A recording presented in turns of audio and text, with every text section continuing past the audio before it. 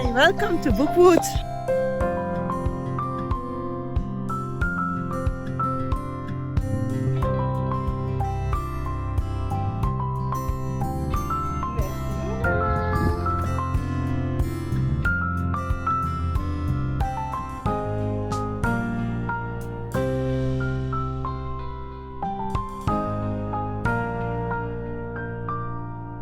I'm glad you chose to spend some time with me. If we haven't met before, my name is Mashou and I create bookish and journal related content over here on YouTube. Welcome in my weekly carousel vlog. And this week my vlog is mega late. It will be normally Wednesday when you get this instead of Monday.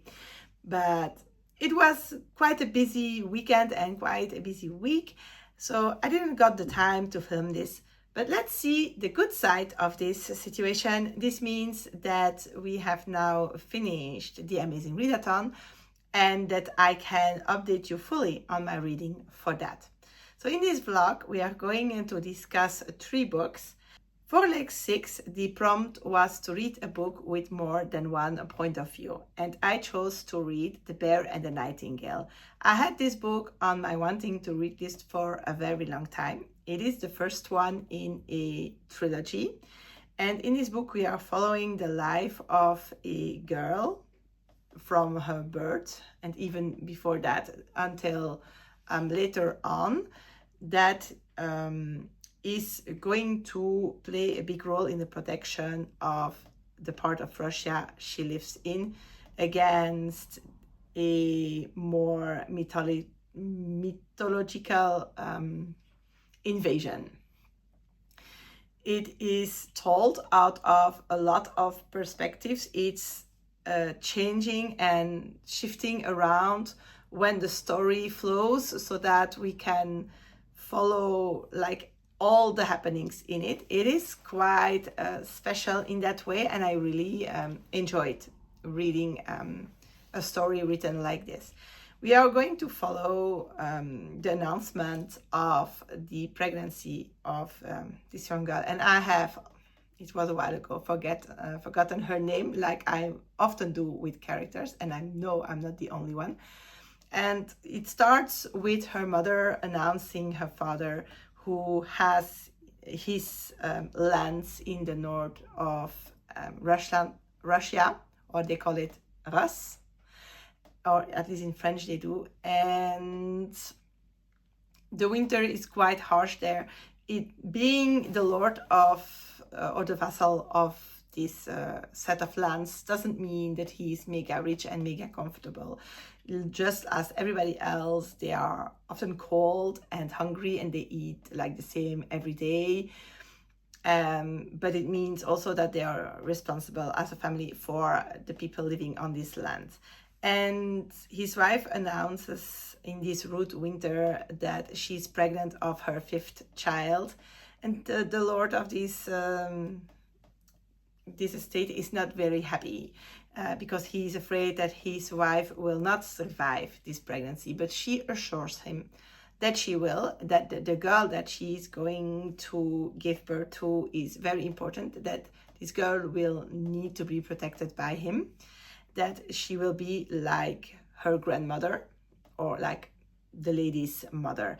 And we will learn with some flashbacks and talking that the grandmother of the girl to be born is arriving into Moscow very poor, but it seems that she has some magical powers, that she can foresee the future. So she's adopted into a nice family, she's wed to a nice family, and this is how they became part of the upper class Russian society.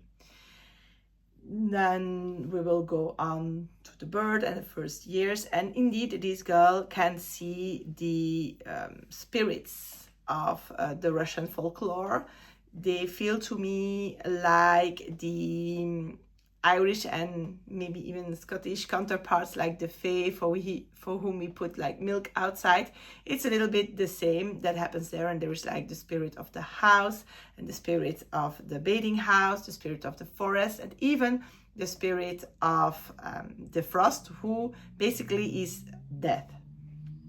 And this spirit will approach at some point this girl's father to present an amulet that has to be given to this girl because she will need it further on, but we don't really know. And that's where things become a little bit more difficult, because when this mother died and her father remarried at the same occasion around when our girl is 7 years old, the lady that comes to live in this house is placed there by the ruler of Moscow at that point. They want to get rid of her. She wants to go to the Covenant because she sees devils, but it's not politically a good thing to do, but it's better to marry her off to, and I think it's Vasila, it's coming back, father. And when she comes to live there, she will enforce to that the community stops giving these libations to the spirits, and to stop all tradition linked to those, because Christianity is growing in Russia, and this lady is very Christian. With that, slowly the spirits start to weaken down, so Vasila is trying to keep them alive by secretly feeding them, even with her own blood if needed, so that the spirits keep there, because she gets being warned about that the bear is coming, that she really does not have to leave the woods, because she will need to protect them against this evil spirit. And things will get even worse when the great prince of Moscow wants to get rid of a priest that becomes a little bit too influenced on his court, and he's afraid for his power, and he sends this priest off to be the priest of the same little village, and he will declare that Vasila is a witch, that all the people there have to repent and immediately stop worshipping the devils from before, because otherwise everything will go wrong. But it is with his arrival and his enforcement of ignoring the old traditions that things will always get worse. And we will follow, and I will not tell what is coming next, but we will follow how Vasila will try to save not only the lands and their household, but the whole village, and everything that happens after there. I enjoyed reading this book. I was a little bit sad because I wanted to have like more of these tales, maybe more precision, more depth, but that didn't happen. I could follow the story along, but the more knowledge I wanted didn't follow up. Well, it is young adults, so maybe it is logical. I like I said, really like the way how the perspective switches from one character to another. Like if her father leaves for Moscow, we will go from Vasila to her father, and then her brother goes to visit something, so we will be in her brother's head. And it really flows, and that was very special. What can I say more? I will not be reading the two other books in this trilogy. Not that I disliked this one, but I didn't get out of it, like I said, what I wanted, and the story feels like to be ending on a nice ending point, and there are books that I want to read more than this one.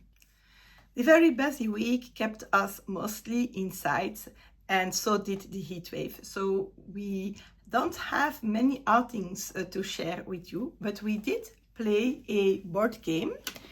This one, it's called Kingdomino. Well, we were inspired to play this game because of the prompt of Tar, of the episode of Doctor Who it came from, that is set in Versailles in France, because in this one we built a castle, and Versailles is very known for the beautiful gardens that are surrounding it, but in this one we are not building a garden but the whole country around it, and we hadn't played it in a while. And even if it is for players from 8 years old and up, I introduced Merin to it, so you will see her very first game of it, so she had some help placing the dominoes, but I think that we can play this now with her. This is based, like the name said, on the domino principle. So you pick a tile and you fit it to your kingdom. You can make a kingdom that's 5 squares by 5. And that's why Merin is playing on a little mat on which I draw out these squares, because kids tend to have difficulty reminding that rule. We play with mostly the castle in the middle, but the castle can be anywhere in this square. Having the mat and placing it to start in the middle, it makes just using the mat easier. I don't know, it has rules in English included, so you should be able to find it. It's a very fun, maximum 4 players family game.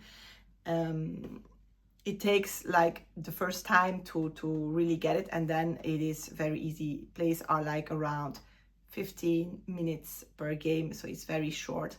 And we really had a good time doing that. Jorim got very frustrated at some point, but that's how it goes.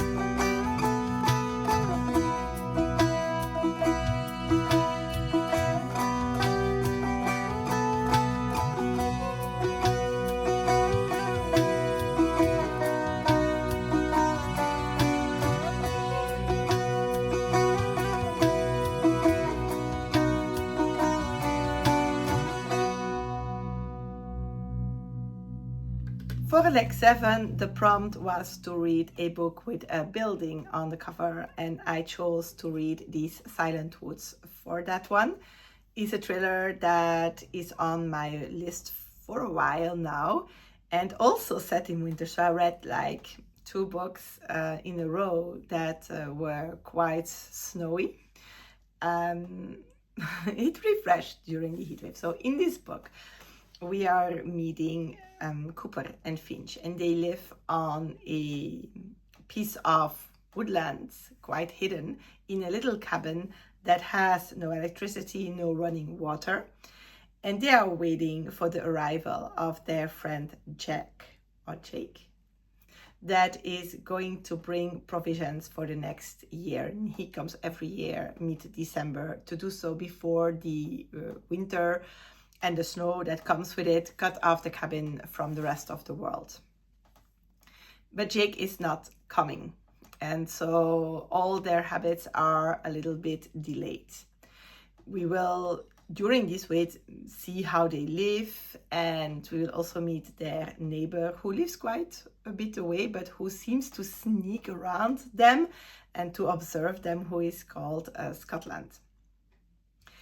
And we will really feel slowly how Cooper is getting more and more worried.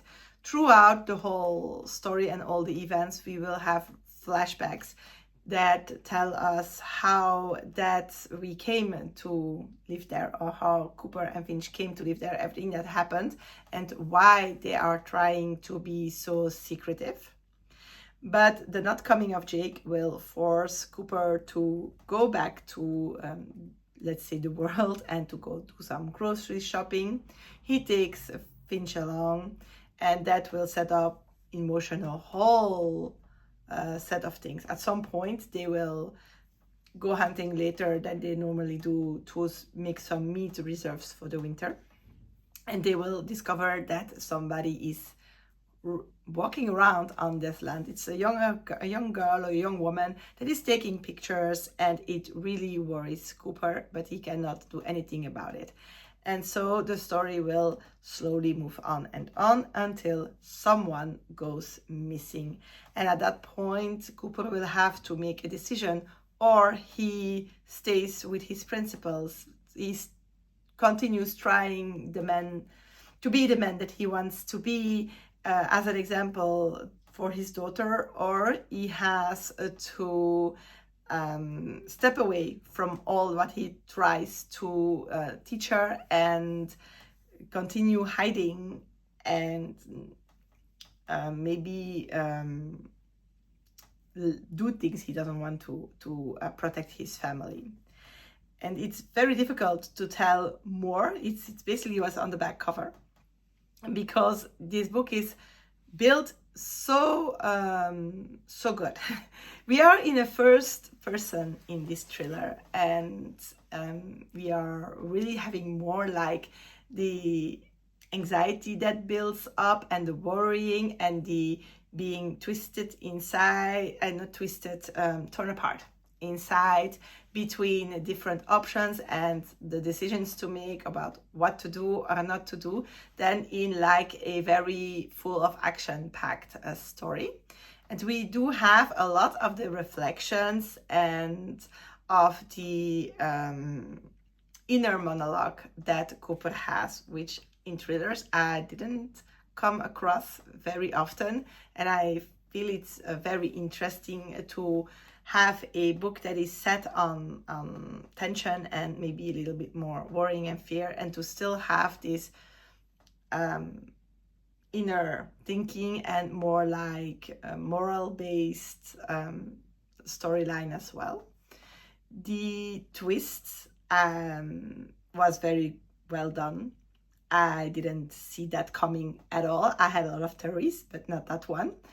And I feel also that the different timelines are woven very beautifully. They are well dosed, the snippets of information that you get, and then they are slid in moments that it makes sense to have like this part of the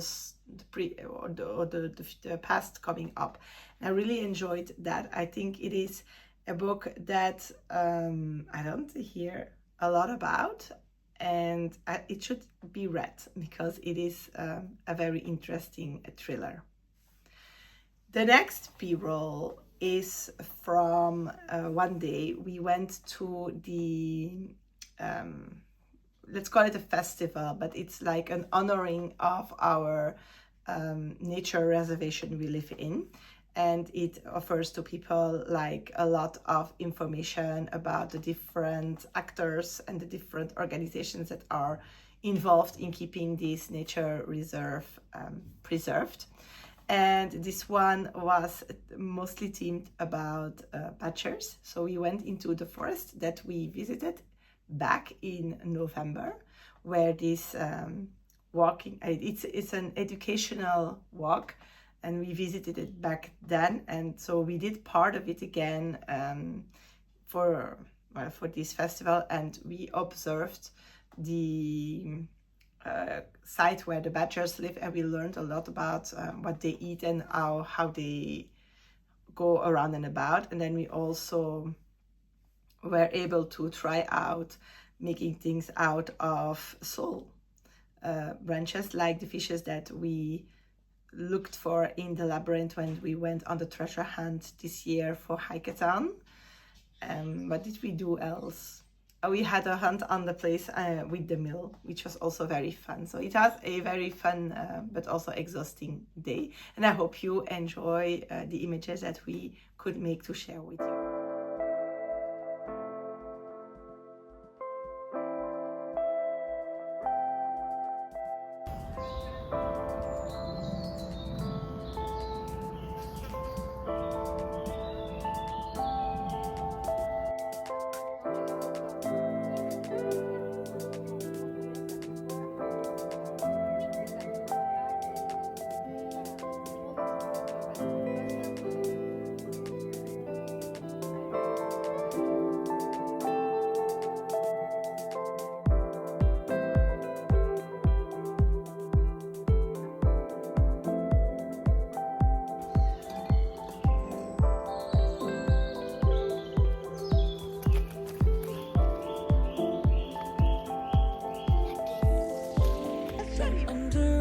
Lequel n'est pas là?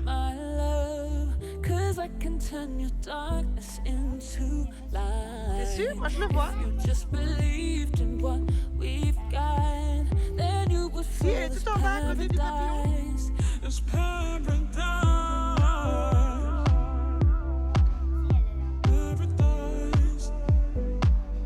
Le bousier, il est là.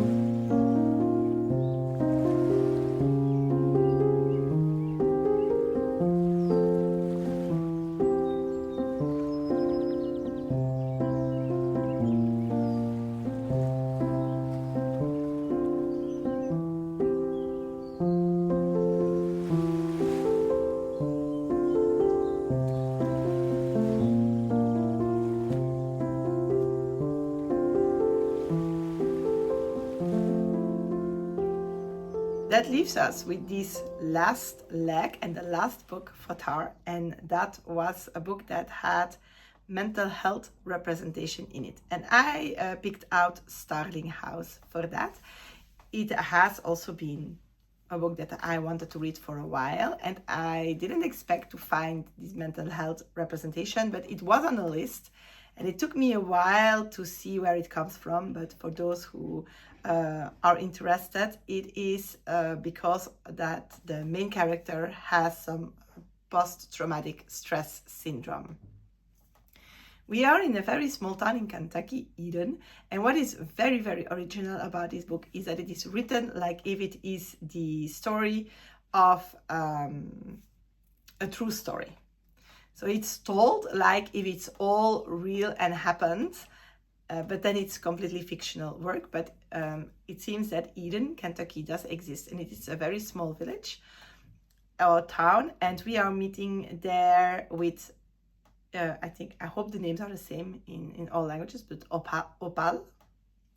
And she is taking care of her brother, and his name is Jasper. Both named after precious stones by their mom, Gemma. But Gemma has deceased in a car accident a few years ago, and it might be that Opal has forged some papers so that she could pretend to be a major, so that she could take care of her younger brother instead of him going into the foster care system. And she is doing all she can to provide him with everything he needs and to set money aside to gift him as a birthday present the opportunity to go to a quite selective school. But she is also plagued by a lot of strange dreams who attract her to a very strange house in this town, which is called Starling House. And there are a lot of different stories about it, but they agree all on one thing: this house is haunted. And Opal will find herself roaming around it and passing the gates again and again, and then one day she will meet the person that lives there for now, and that is Arthur Starling. And it's quite strange because people thought this house was abandoned, or then that the person that might live there was extremely strange. But it seems that Arthur, even if he's ugly, seems very human, and he will propose to Opal to come have a job as a cleaner at Starling House. And there is some cleaning work to do there. The house is very filthy when she arrives there, because of course she accepts. And she will slowly discover that indeed something strange is going on with this house. It seems that sometimes doors disappear, do not give on into the same room. And she really feels that the house has like a personality and wishes and dreams of her own. She will explore the house. She will try to find clues about it in the house itself. She will explore like archives and the library of the town to learn more. She will talk to some people to see what they can tell her around this house, because she wants to know what's happening. And slowly we will discover the smaller paranormal side of it and dive further and further into the story that will unveil in the end like the whole truth, of course, about this house. But I'm not going to tell you that, because then you don't need to read the book anymore. And I really think you should if you haven't, because I really enjoyed it. It was quite fluid to read, so no poetic language, very normal language, but it was built up in a very nice way. I wished again that we had some heavier paranormal stuff than that what we got, but in the end, yeah, it was very nice. I just didn't like the last chapter. I wanted it to stop at some point, and then it went on, and I thought that was a little bit sad. But yeah, I really enjoyed this read. I also enjoyed the way how Opal's character is forged. She really wants to hang on in there and to do what's right, and we see how she shifts from a girl that has been taught how to steal to survive to someone who really wants to stand for something, and how she brings those two things together. I also really enjoyed how she and her brother are so similar and don't know it about each other, and how they both try to take care of the other. It was something very nice to see. And yeah, I'm happy I read it. I'm also very happy to say that I read it just in time to submit it before the end of the readathon. At some point, I really thought I wasn't going to make it, because I started at several points, I just ended the book shortly after the drop of the next leg, and at some point I thought, well, I'm going to always be more behind, especially because all my smaller books came out at the start of the month, and then I ended up having all the bigger books at the end. But no, I made it, so I'm very happy about that. The winner of the readathon will be announced in a few days, so I'm not sure. I'm going to prepare my video for the wrap-up, in which we will see if I read all the books on my TBR this month or not. Normally that will be there on Thursday, but it might be Friday instead, because I think that the announcement of the winner is later on, and I will not be able to wait that long to bring out this video. So if you want to see me update the page, the last page for my reading journal about this readathon, then propose that we meet again, probably somewhere in the next carousel vlog or the one after that. But if you don't want to miss that, then you might want to subscribe to this channel, so that you will see my video appear in your proposals. But if you want to make sure not to miss it, then you can turn on the notifications. You will get a little one that tells you that my new video is online as soon as my video comes up, and so you can watch it without delay. Did you manage to read all your books for TAR? If you participated, that is. Let me know in the comments. If you have read any of the books that I mentioned, I would like to hear what you thought about them also down there in the comments. And I hope that we see each other again soon. See you soon!